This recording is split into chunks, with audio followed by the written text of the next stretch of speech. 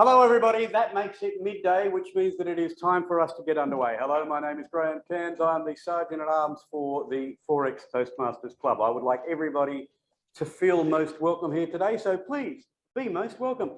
Allow me to do a little bit of background before we begin, and the first is some technical things. If you have a mobile phone and you're in the room, can you please ensure that your mobile phone is on silent or on vibrate so that it does not go off in the middle of somebody else's presentation. Also, now, where is my notepad thing? Also, if there is a fire here in the, somebody's waiting to come in, can you let Tom in, please? Yes, I've done that. Yep, good person.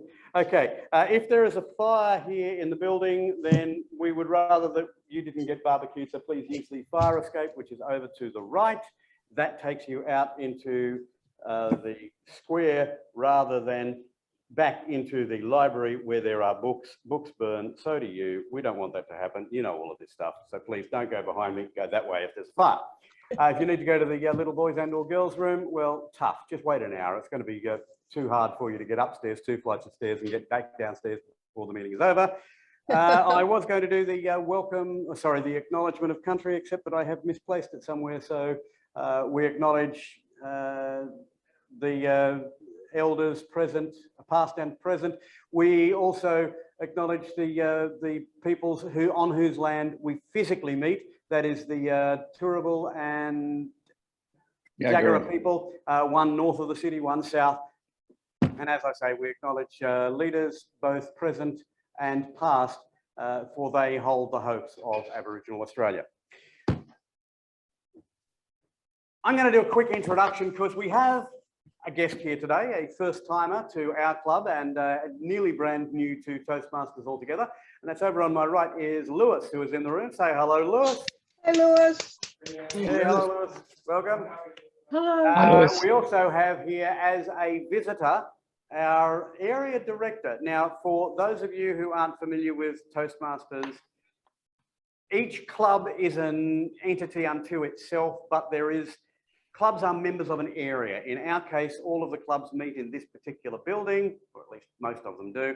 And the person who is there to support those clubs is our area director, who is here today. And that's, where have you gone, Marina? Hello, Marina. Right, Hello, Marina, everybody. Area 5 area director. Welcome. Thank you for coming along.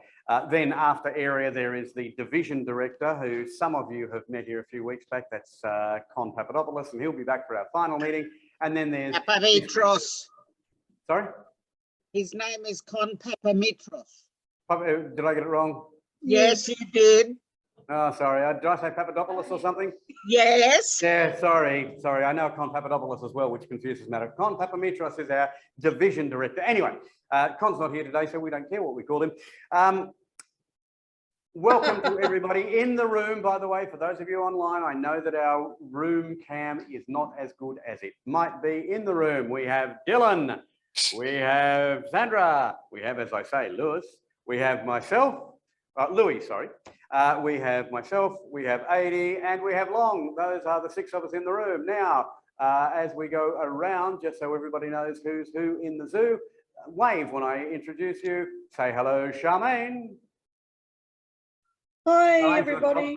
Yep, there's Charmaine. Everybody online, we've got Robbie Strickland, Marina Bruno, Mark Conte, Steve, Maria Buttazzoni, Ellen Sabello, Joy, Tom, if you can hear us, and Helen Larter. With no name, Helen. No name, Helen. No name, Helen. And Tom. Over to you, Graham. And Tom, who is apparently being hammered at work, but is doing what he can for this meeting. So that's the introductions. That's all of that stuff. That's enough from me. I'm going to sit down, shut up now, and leave you to my fellow coordinator of Speechcraft, who is going to explain what we're doing today. Please make most welcome, Adi Strickland. Hey. Doing that again. Yeah. I hope everybody can hear me in the room. Yes. Everybody online, can you please mute? Great.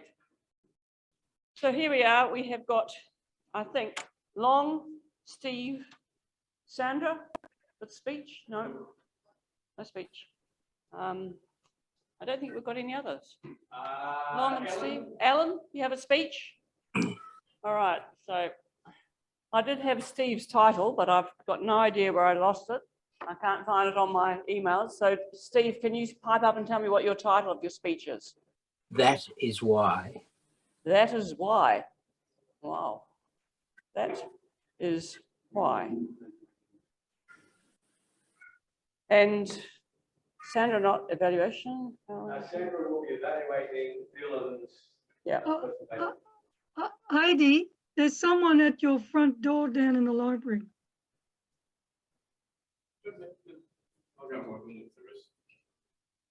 I think I know who it is. Sandra. Dylan.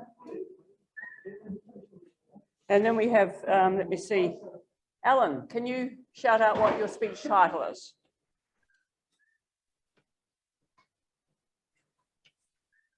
Are you on mute, Alan? Yes, you are. Please unmute. Yeah, your microphone is actually muted, Ellen, not your Zoom. It's not just a game. It's not just a game. All right, so Long, I'd like, Robbie, can you evaluate Long?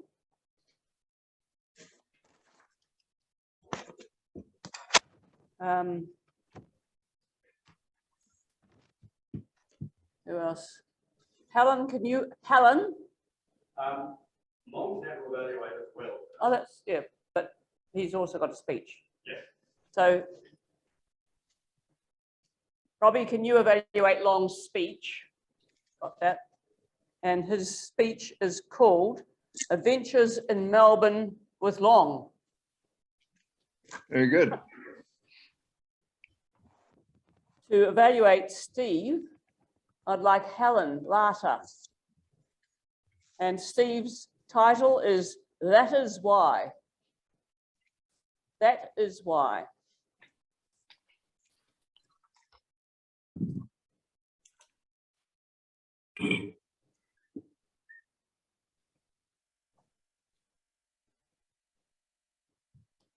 Just have to get all this down.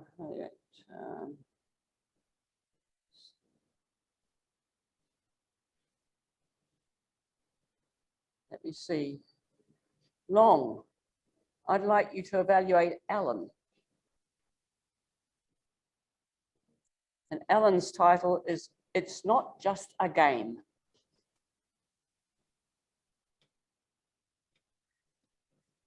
Not just a game.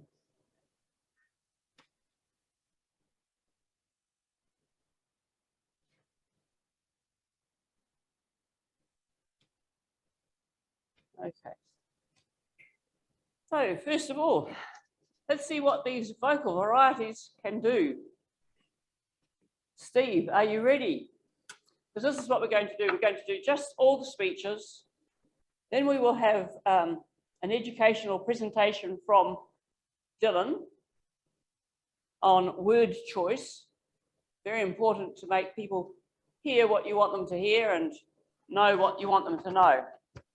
And persuade them too. So word choice, very important. After after Dylan's word choice educational, we have I've got that out the wrong way. Never mind. We'll have the evaluation of the Speechcraft's presentation. So I've got that out of order, but that's the way I'm going to do it. Speechcrafters, Steve, then evaluations. After that, we have a small group discussion about what's needed for effective presentation. And then we'll prepare for session 7 next week. So are we ready? And I've already flagged Steve as number 1. Are you ready, Steve? With your presentation, Steve Nichols with That Is Why. Sorry to interrupt, Heidi. Do we have a time? Do we have a timekeeper? We do, I think. Is anybody online want to do timekeeper? Now, that's the question. Has anybody online got the colours to do timekeeping? Marina. If not, I'll do it. Maria's got backgrounds. Maria Bruno? Yes, Maria, darling Maria. We can't hear you, Maria. Because I don't. I'll do Yeah, it. but Maria, you Maria able to do it? Buttazzoni, No, Maria? I don't have any. Okay, Maria Buttazzoni it is. Oh, hang on. I don't have the colours. Are we ready? Can we just start a sec? Marina's put her hand up. She has colours for her screen, not Maria. You. So I really don't have any colours. All right. It's Marina then. Thank Marina you. Bruno. That's what I thought. It Sorry would be. about that, Marina. Sorry. Can I just ask one quick question? What are we evaluating our Speechcraft on today? What's our criteria? If I may. Evaluating on body language. Yeah, the presentation was on, they're being evaluated on their vocal variety today. I sent out last night to everybody the copy of the speech profile that they'll actually be judged on. If you don't have it, we can work it out. No, I've probably got it. Just can we just have 2 seconds so I can get that? So Just so that I essentially, can- we're evaluating on vocal variety. Thank you. I've got one, Helen. I can forward it on to you. Are we ready now, Steve? Thank you, Steve. Welcome. That is why. Thank you, Madam Toastmaster, fellow Toastmasters and guests. I've got to tell you this. I was talking with a neighbour of mine the other day about the tour, about a stage in the Tour of France. And you know what he said? He said, it's only a bike race up a hill. Can you believe it? We're talking about one of the most famous climbs in the Tour of France. I thought, what can I possibly say to convey to a non-cyclist that this is the Mecca of road cycling? I mean, what can you say? I'll slow down a bit and say, it's one of the most famous climbs in the French Alps. Its name is Alpe d'Huez. It gives me goosebumps just saying the name. I'll give you a few specs. 13 kilometers, 21 hairpins, average gradient 8.1%, 3,300 meters, fastest time 37 minutes, 35 seconds, Marco Pantini, the pirate. It's not the highest, it's not the longest, it's not the steepest, but it has captivated the imagination of the cycling world. It is now included in just about every episode of the Tour of France. The spectators, 300,000 to 400,000, yelling, screaming, throwing streamers, placards, painting names on the road, musical instruments, sirens, helicopters, motorbikes, team cars, media cars, and it's all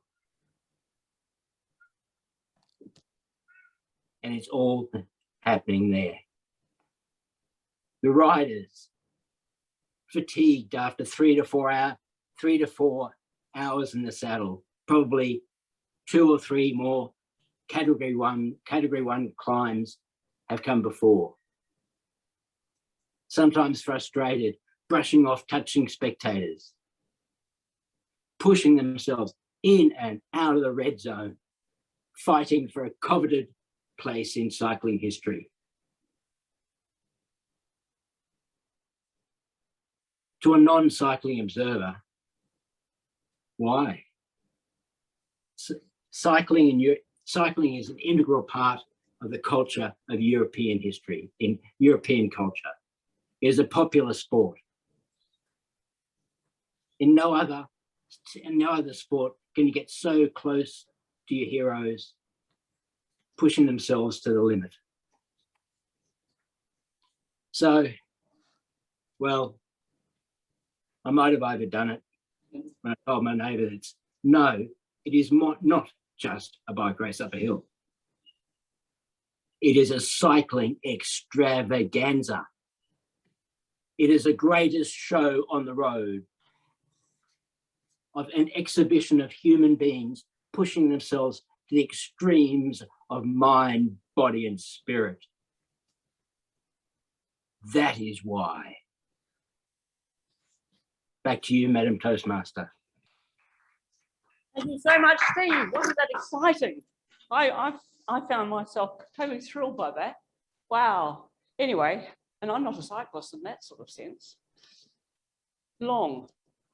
We have Adventures in Melbourne with Long, and your evaluator is Rob. So with Long, Adventures in Melbourne, please welcome Long.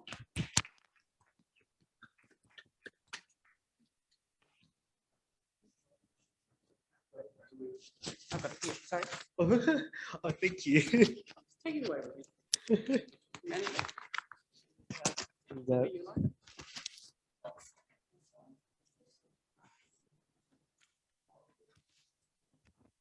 Okay.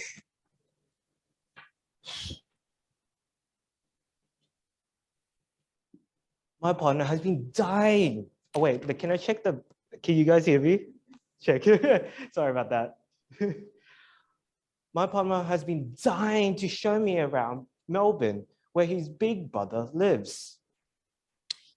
He tried to convince me that we should move to Melbourne one day in the future. At first, I was a bit hesitant and wanting to be a little hermit during my uni holidays. Eventually, I gave in with a little bit of excitement, as you guys have noticed from my absence from last week. And so he pulled me along for the adventure. When we first arrived into Melbourne, it was cold and rainy. So the next best thing to do was to latch onto my boyfriend for warmth. He just stared at me weirdly and shook his head most of the times. The cold weather was being moody throughout the week, but it didn't take away from the beautiful European Asian food culture that thrived there.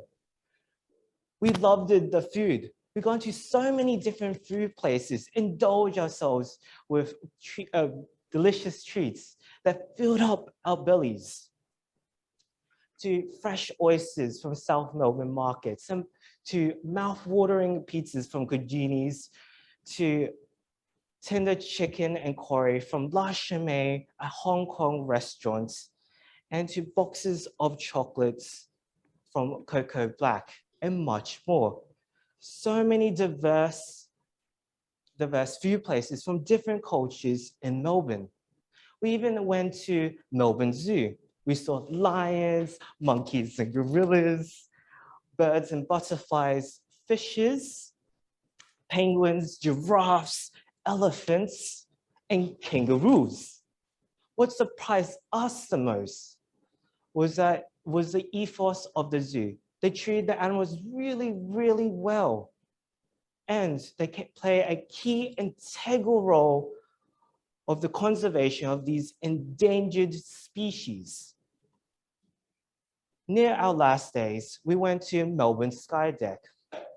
We were on the highest floor of a building to look out at the horizon, reminding me how big Melbourne is and seeing the little people below us. Not to mention, we experienced the edge. We were in a cubed box that extended out into the open, seeing the little people below us. Literally, I was scared, frightened, hanging on to dear life, panicking. People in the cube were staring at me weirdly, including my boyfriend. Actually, he laughed at me. laughing. Great experience, great boyfriend. So this adventure opened my eyes to many things in Melbourne. Beautiful culture and food, an ethical zoo, and a scary experience. What more can you ask for? Maybe one day I'll move to Melbourne in the future. Thank you everyone for following my journey. Thank you. Oh. Okay. Well, that was certainly a speech with lots of movement. And since you missed the last session, I think you were planning on that one. Yeah. So full of movement, vocal variety 2. Next person to speak will be Alan, I believe. Alan, are you ready? And Alan's speech is, it's not just a game, who's being evaluated by Long. So it's not just a game. Alan. Picture yourself, you're in Suncorp Stadium. It's 2 minutes before the final siren goes. Queensland are 16, New South Wales are 12. Everybody's on the edge of their seat. Queensland are down the New South Wales end, and Clary throws a pass to his teammate to score again. But the pass is intercepted by Ben Hunt. He catches it on the full, cuts through the intersection and catches it and runs 80 metres to the other end of the field and scores. Of course, the try is converted and Queensland won 22-16. Up until 3 minutes before the end of the game, New South Wales was still in it. They still could win, so it could go either way. Queensland had a crushing defeat in game 2, but deciders are different, especially in the magical Suncorp Stadium, where Queensland have won 5 of the last played in Queensland. Queensland had 2 rookies. They had lost 2 of their main playmakers, and it would have been concerning for the coaches. Head clashes in the beginning of the game took out 2 players from the bench. So there were 2 men down on our bench, 2 less available. The big men of the game had to play for longer time. There was no replacements for them. They had to push on through their pain barriers. So how did Queensland win? I turned to my armchair expert, and he tells me good teams focus on the game, and when there's nothing left, then especially when they're behind, they focus on the game. They don't get sidetracked. Queensland players ran up quickly and didn't give the New South Wales forwards and their playmakers room to move. They were on the back foot. 2 of our Queensland players and 1 New South Wales players were sidelined for medical reasons. And I'm pleased to say that the game is taking a cautious approach with their players now when there's a head injury and they're taken off for assessment and they don't return to the game. There was a fight in the game. 2 players had a punch-up. This is pretty normal for a State of Origin game, and some supporters look forward to a punch-up. These players were sidelined, put in the sin bin for 10 minutes, and it cost them a percentage of their game pay. They had been fined for their bad behaviour. There was a scruffle of players in the middle of the game where they all were in the middle in a big bunch and a fight about to break out. And I'm thinking, oh no, this is going to be terrible. What's going to happen? But fortunately, the referees and the sideline staff all stepped in and the scuffle was dismissed. State versus state and mate versus mate. It really is a tough game.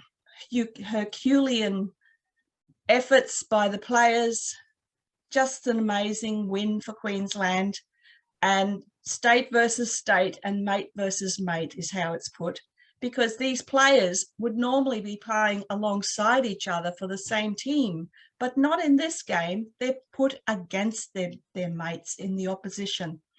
So congratulations go to Billy and his awesome coaching team that he assembled, the players, and of course, Queenslanders. They did their state proud and their families, and there were so many benefits from state of origin, financial gains for 3 states who hosted the games, and of course the credit of Queensland being so awesome once again. So Queenslander. Thank you very much, Alan. That takes me back. I did watch that game and was astounded at the physicality, the sheer strength, and the final run by somebody who'd been running for 80 minutes up and down the field, running with the ball the length of the field. Wow. I think someone said, it might have been our guru over here, that they run approximately a marathon every match. Yes. Amazing, isn't it? The fitness. Now, I think that's all the speech crafters' speeches. We will go on to Dylan. Are you ready, Dylan? Please come up here and give us a short educational on word choice. Hi, Eddie. Doing that. Timing? 80, before Zillow starts, Marina has a question. Oh, just the timing for the educational, please. 3, 3.5 and 4. Okay, thank you.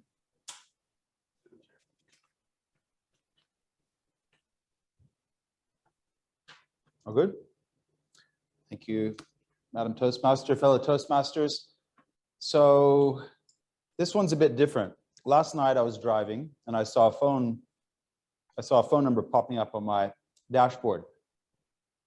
I didn't recognize it and my heart raced. It panicked. I thought, could it be one of my ex-wives? Could it be a long lost friend? Could it be a telemarketer? So I didn't answer it. And a few minutes later I called back and it was 80. 80 asked me, since I wasn't here last week, would I like to make a speech? And I said, the speeches are tomorrow, like literally 18 hours away. And she goes, you'll be fine. And I said, well, I'll consider it depending on what time I get back. I ended up getting home due to terrible traffic at about midnight.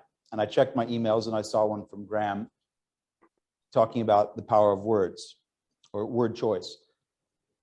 And I thought, it's going to be in 12 hours. I've got to get to sleep. I have to go to work. And then I thought, why did I join Toastmasters to begin with? Was it to make a perfect speech every time? Oh, that would be ideal. But I thought I joined Toastmasters to challenge myself and to put myself in uncomfortable situations and to slowly become more comfortable in those spots. So I thought, you know what, I'm going to do the speech. So this morning I woke up a bit early. I took about 30 minutes and just wrote down some notes. So with 30 minutes preparation, I'm just going to go over some notes I made and some examples on word choice and the power of words. Words are amazing. An example of this is walk into church and say one word, the F word, and watch what happens. It'll be devastating. That's one word. And when you string words together, you can create a beautiful song. You can create something very inspiring. So words have thousands of combinations that you can use them for. There are so many that we could go through, but I'm just going to focus on a few today. And I'm going to share an experience instead of just listing through the categories of what traditional word usage is. It was just post GFC, so I think that was 2009.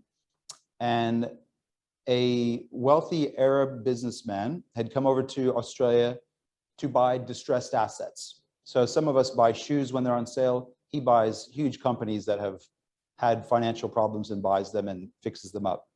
While he was here, the company I work for, which is called Zarafas, which is a coffee chain, he saw that business and he had a coffee there and he decided Zarafa, meaning giraffe in Arabic, would be a fantastic business to bring over to Abu Dhabi. So he reached out through a friend of ours, contacted us, and we flew over there. When we flew over there, the guy briefed us and he said, this guy is a billionaire. He went to Stanford University and did a business degree. He did a law degree at Harvard. He studied anthropology at Oxford. And when he was 30 years old, his parents gave him $500 million and said, try not to stuff this up.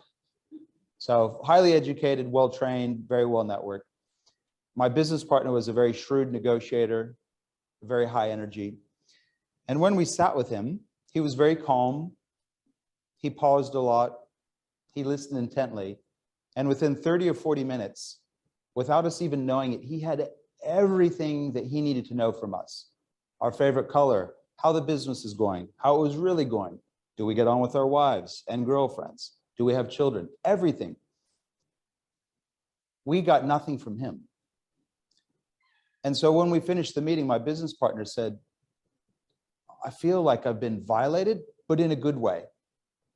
Not sure how that actually works, but I felt something similar. And a year later, I was talking to a friend of mine who was from the Middle East region. And when I shared that experience and the name of the gentleman that was there, he said, yes, I know him. And he said, you experienced a man playing 3D chess with you while you guys were playing checkers.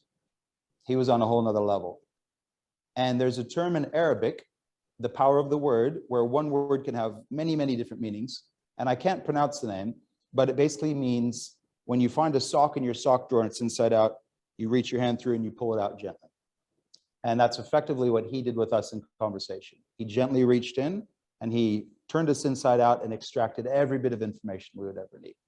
And I'll never forget it to this day. It was such a powerful experience. So those were words, not so much big words that he used, but the way he combined the words that were very powerful to get the information that he needed. It was not manipulative. It was not deceitful. It was not duplicitous. It was just very precise. And he knew he was setting every question up for the next one. So that's an example of using words to get the information that you need.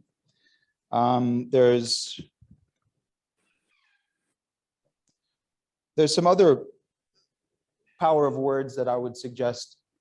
It's if I make a joke and I have no timing, those words are useless. But when you see a top-notch comedian, like say, whether or not you like them, Jerry Seinfeld or Chris Rock, they can say the same thing, but because of their timing or their use of that word or the way they stagger it, you just burst into laughter. So those words, by their timing and their cadence and their tempo, can be used to be very, very powerful. The other one is the flip side, where people use the communication of the words to confuse you. You can see this often with politicians and lawyers, where they obfuscate, they divert, and they squirm away from the question that's being asked. And it's kind of cringy to watch that, but you have to remember that is also a highly skilled set of words that they're going through to actually do the opposite of what we do want.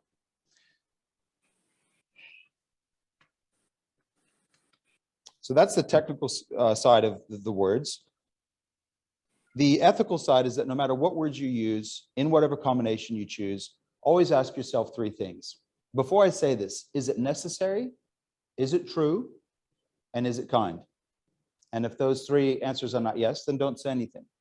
And to wrap it all up, as my 104-year-old grandmother said to me, don't swear at church and don't preach at the pub. And she also said, think clearly what you want to say before you say it, then take a breath and say nothing. Words can be powerful and so can silence. But that's another topic for another time. Thank you. No problem.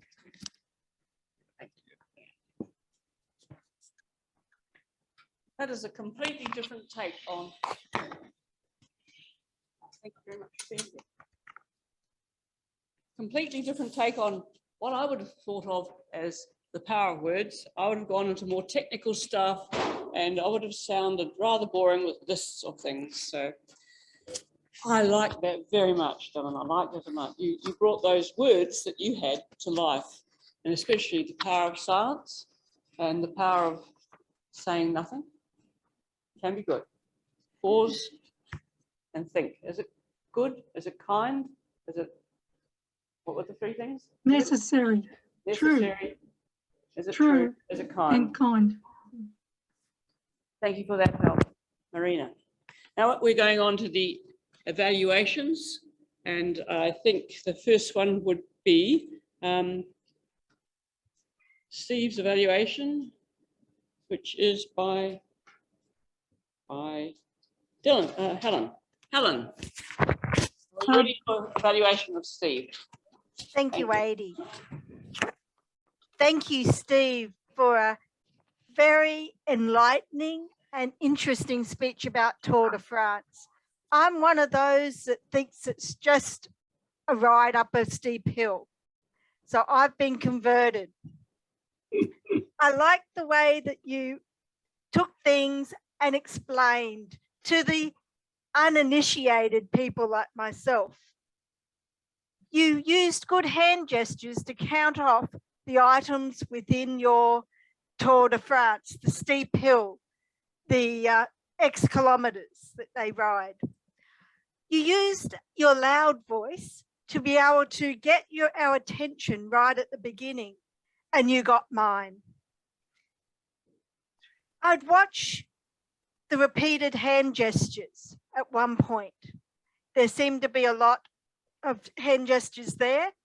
If perhaps you stepped back a little bit further from your camera, because I noticed you were standing, that might give you a little bit more body to see, to bring your hand gestures down just a little bit.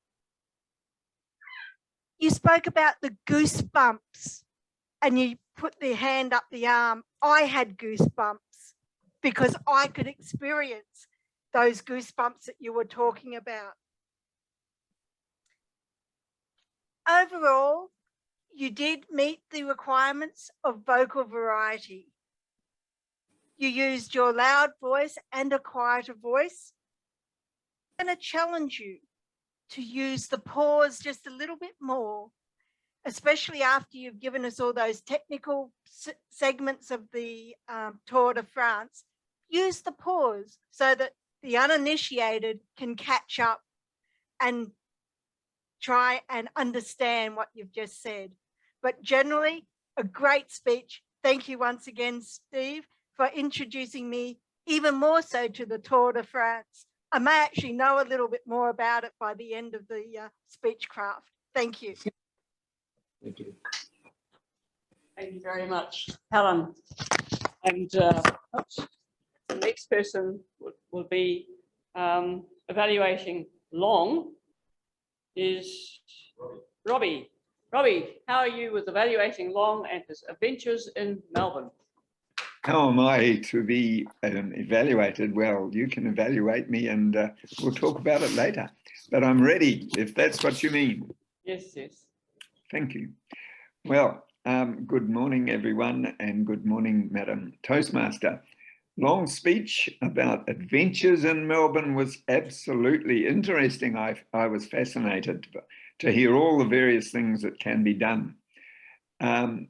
I was in two minds, though, because I believe that it was supposed to be a vocal variety speech. And in fact, to my mind, it became more of a body language speech. And you did that tremendously well. You had your movements, your up and down, all the various things.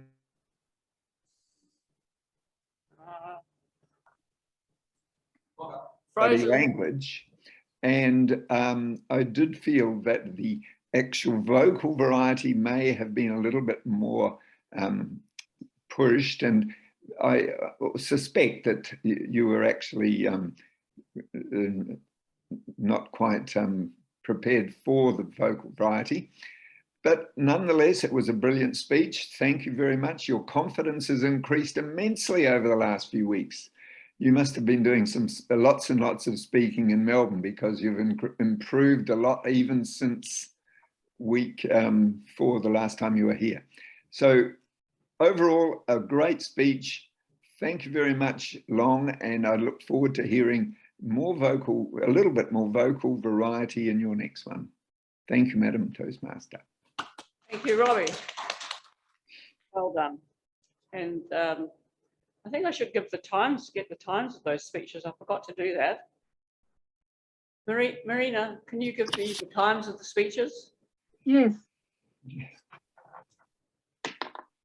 First speaker, Steve, spoke for 3 minutes and 51 seconds. Long, our second speaker, spoke for 3 minutes and 27 seconds. And Alon, our third speaker, spoke for 4 minutes and 19 seconds. And Madam Toastmaster, our last speaker, Dylan, Yes. delivered his educational in 6 minutes and 42 seconds. Would you like the evaluator times right now? Oh, I'll get them as soon as we've had the last evaluation. Okay, thank you, Madam Toastmaster. Thank you. So we've got Long and Long, you're evaluating Alan. Can you please come up and give me your evaluation from here? Yeah.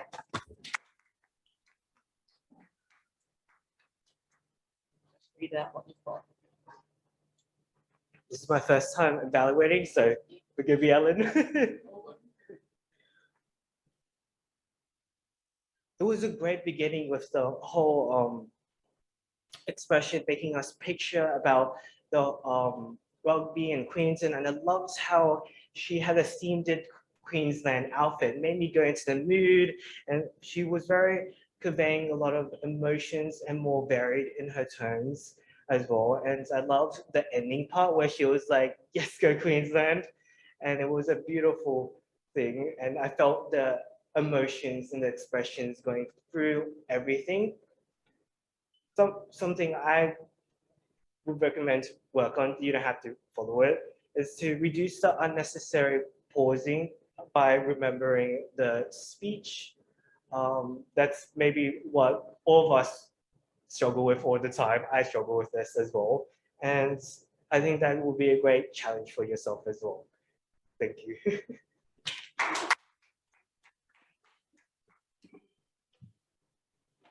Thank you, Long. Great, great, that's a silly word. I enjoyed your presentation of an evaluation, and I like the way you had points to give. Next thing we have is evaluation for Dylan, which is, Sandra, are you ready?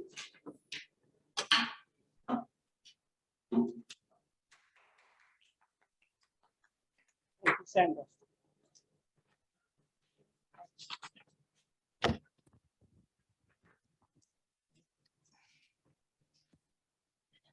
Yes, hi.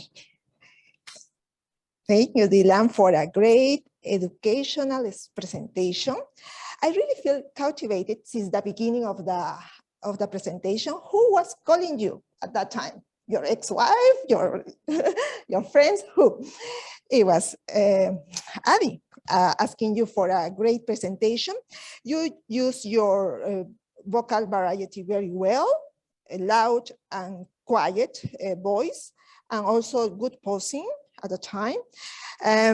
You gave us beautiful examples of when, how to use the words, the example of the businessman, the funny words from some actors, I think, and the politicians' words, very with high skilled words that they use.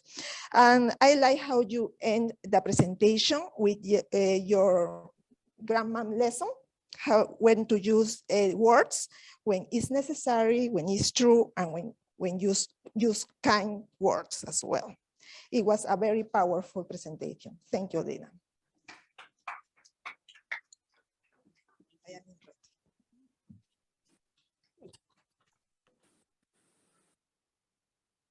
I'd like to invite our co-creator, coordinator to run this next session. Thank you.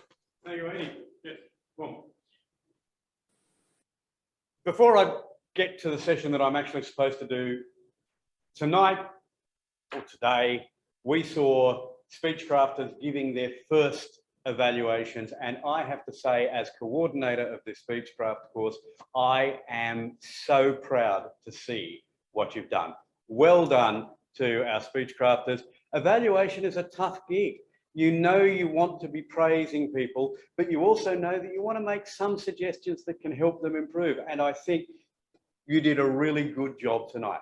I loved all of our evaluators' speeches, but I was particularly proud of the Sorry, I loved all the Speechcrafters' speeches, but I was particularly proud of the evaluators' evaluations as well. So thank you for that. Now, Speechcraft is not just about speaking. We've done public speaking, we've done speeches, we've done table topics. One of the other things that Speechcraft looks at is how to actually conduct a small meeting. Question: who sat in a meeting that has ended without any resolution being reached and you thought this is something that really should have been done by email? Yeah, I think all of us have been in that situation. Who sat in a meeting where no resolution has been reached, but a resolution was required? You have to have a resolution, but nothing has happened. You haven't reached a resolution. What we're going to look at for the next 5 minutes is how to effectively conduct a small meeting, a small discussion, reach a consensus or reach a conclusion and have something come out of it. So the first thing that you should do if you are hosting a meeting where you want to get everybody's point of view is you need to have somebody who's going to take notes of what the results are. Who wants to volunteer to be a note taker? Thank you, Mark, for volunteering. I can see your hand going up there in the middle of the screen.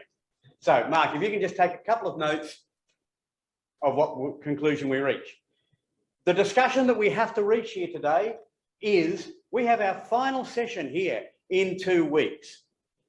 And somebody has proposed that we should have pizzas here in this room for our final presentation.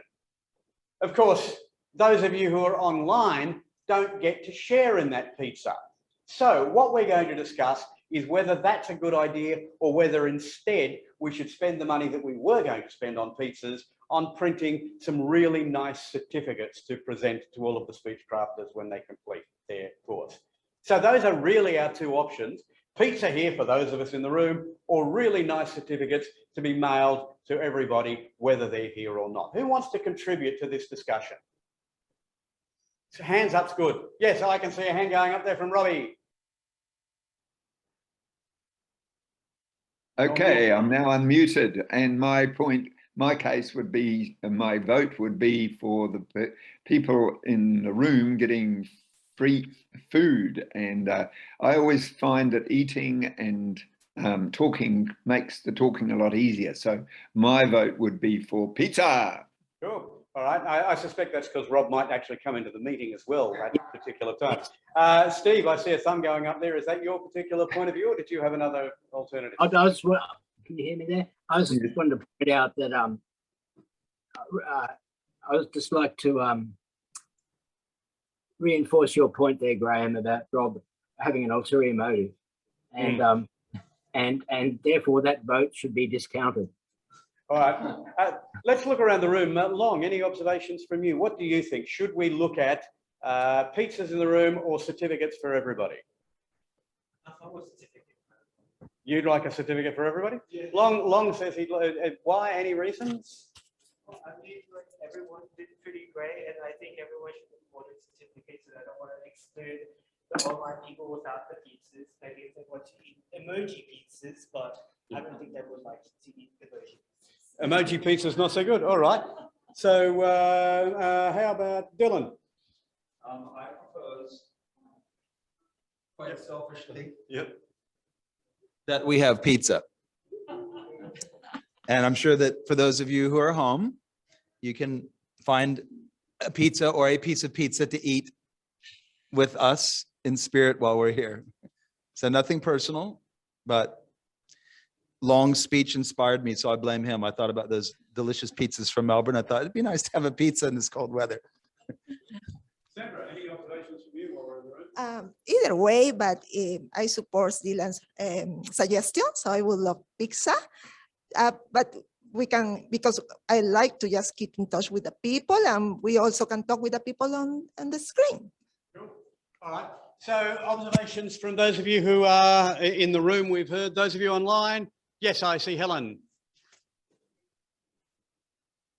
I'm going to go for no pizza because nobody needs to eat and make a mess of the room to have a, the library get upset that we've had food in the room.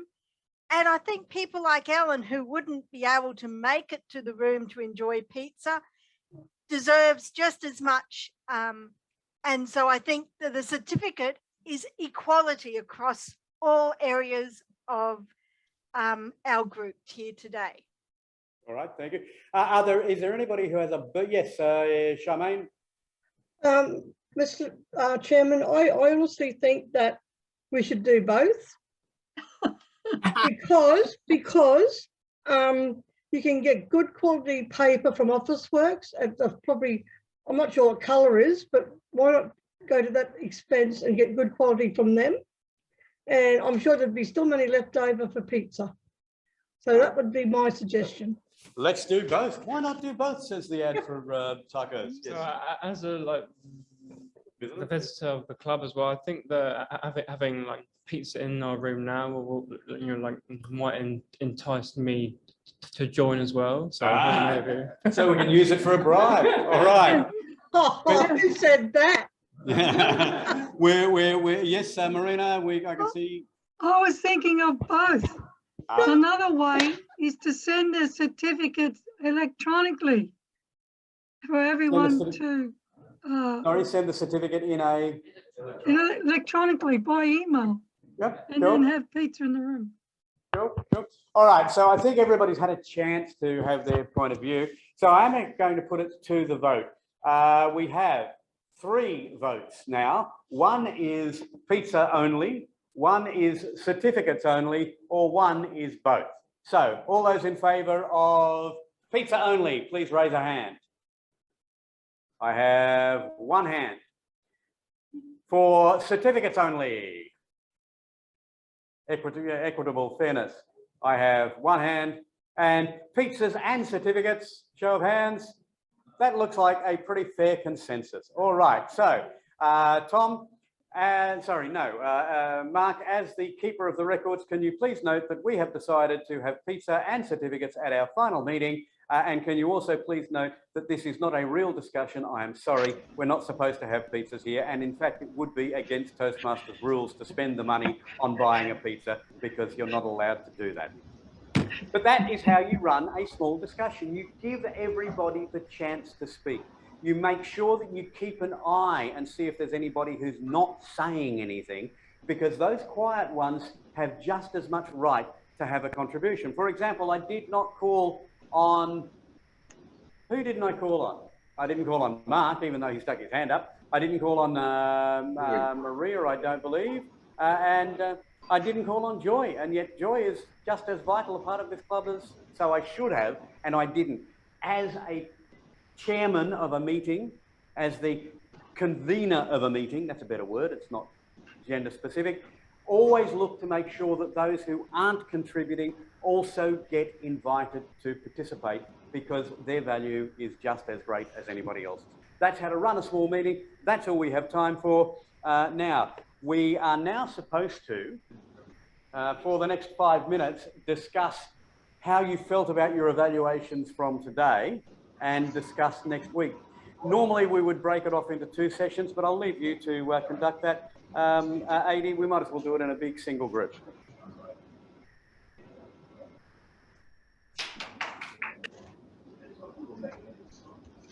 Hey, Heidi, is there any requirement for timing?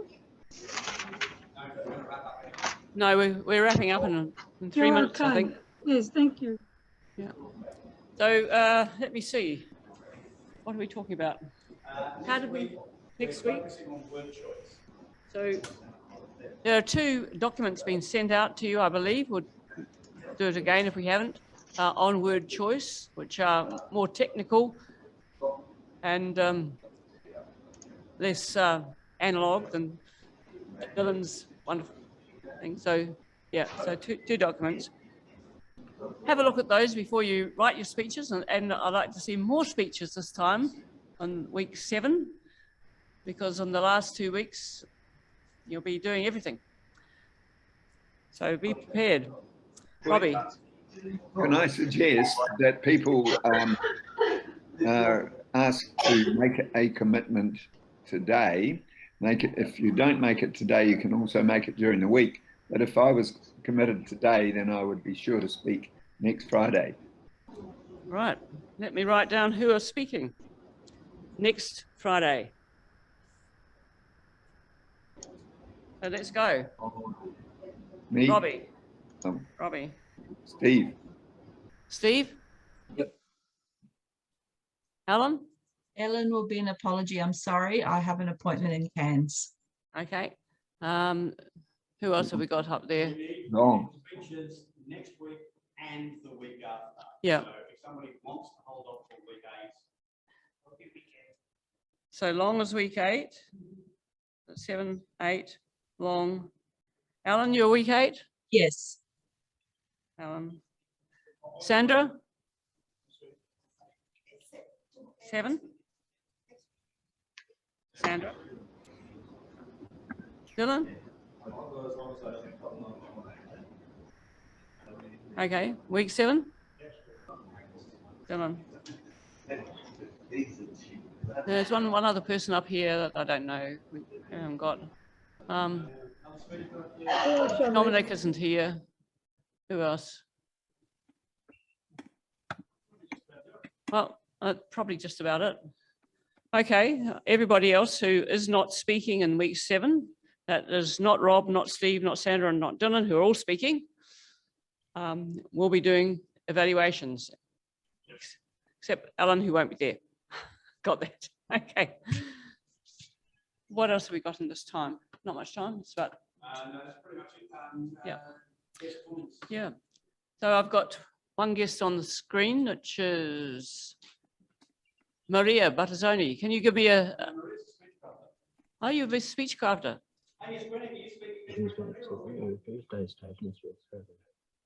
Maria, Yes, hello. Yes, Eddie. are you speaking next week? I could if you want. I just fill in when for whatever's required. Okay, I'll put Maria. So a speech that'll be on week 8. That's right. Good. Okay. So let me see. Marina, you're our guest today. Yes. Can you tell me what you saw in this meeting that you approved? Hopefully. I really loved these speeches. In particular, the word choice educational. I think this was a very special presentation by Dylan. Dylan not only used a very important experience that he experienced, he explained it very well and described it very well. And he had a lot of message to lead his audience to ponder about. And it really affected, I think, the whole of his audience. And of course, Ellen's speech, I liked her choice of words. A scuffle of players. State versus state, mate versus mate. And I picked up very descriptive words from Ellen. This is a great Speechcraft, and it was so good to be a part of it today. Thank you for having me. Thank you very much, Marina. And now we've got some guests here. Louis? Thank you for letting me come. It was very interesting because I haven't long been here before, and because it was nice to meet you guys. And we pass this on to our next people. Is it Leia? Yeah. Can you say your name? Okay. And Oh, sorry. I'm Alima. Alima. Yeah, and I'm happy to be here today. Thank you to Toastmasters. Thanks for coming. My name is Timmy. And I'm happy to be here as well. Thank you. Well, thank you both for coming along. It's been great. Right. Let me pass the microphone back over to 80, and I'll pass around. And that is about it for the day. We hope you all come back next Friday, and the people who are speaking will have wonderful speeches, I'm sure, because you've had a lot of time to prepare. Speeches with excellent word choice. I hope they're not political words. I hope they're all going to be words that will persuade us to just jump up and be with you with whatever you're doing. And I think that's about it.